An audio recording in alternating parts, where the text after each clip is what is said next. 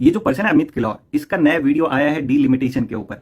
इसके प्रोपेगेंडा को और इसके नॉलेज को हम डिबंक करेंगे इस वीडियो में। इसने डीलिमिटेशन को सपोर्ट करके कुछ कहा है, पहले आप ये वीडियो देख लीजिए। कब तक भाई 1971 की गाड़ी को ढोते फिरेंगे? This is absolutely 100% which makes sense.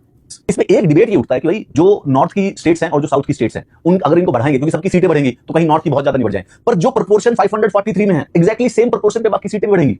पता नहीं क्यों नहीं कर रहे भाई? करो भाई ये पार्लियामेंट, इसको करो। तो बेसिकली ये कह रहा है कि 543 सीटों से लोकसभा की सीटें हमें कर देनी चाहिए 850 पार। तो आप थोड़ा सा समझिए कि लोकसभा में अभी जो बातचीत करने का, जो डिस्कस करने का टाइम डिवोट होता है छोटी पार्टियों को, वो अवेलेबल नहीं होता। 1 मिनट 2 मिनट ऐसे मिलती हैं।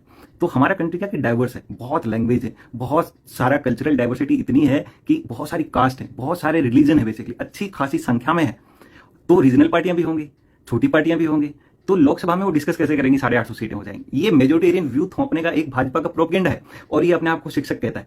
और दूसरी चीज क्या है कि ऐसे बिल को पास करवाने के लिए देखिए अभी भी लोकसभा में सीटें जो हैं भाजपा के पास में 240 सीटें, तो मेजोरिटी भी नहीं है उनके पास में, तो अभी भी वो पास करवाना पॉसिबल नहीं है। अभी 131st अमेंडमेंट जो है वो लोकसभा में गिर चुका है, बेसिकली पास हुआ ही नहीं। क्यों नहीं हुआ?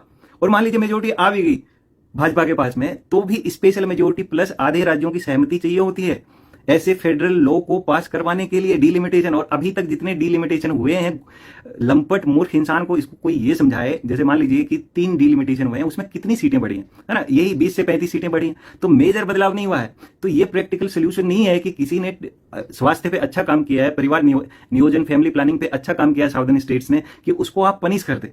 और दूसरी बात, इसको एब्सोल्यूट नंबर और परसेंटेज का डिफरेंस भी नहीं पता। ये अपने आप को इंजीनियर कहता है।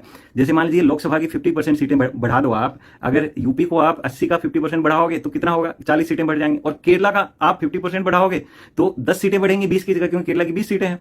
तो देखने में तो आपको क्या लग रहा है कि 50% बढ़ा है दोनों का, बट वो कितना उसका वेट कम हो जाएगा कि उसकी 40 बढ़ रही हैं और उसकी 10 बढ़ रही हैं, तो उसकी 80 से हो जाएंगी 120 और उसकी रहेंगी 20 से 30। तो देखिए कितना इम्प्रैक्टिकल आइडिया है। एक्चुअल में क्या है कि इतनी डाइवर्सिटी है, सोल्यूशन कहीं और है। सीट की संख्या बढ़ाना सोल्यूशन है ही नहीं। जैसे यूएस का आप देखेंगे तो 1929 एक्ट के अकॉर्डिंग फ्रीज कर रखी है हमेशा के लिए। क्यों कर रखी है?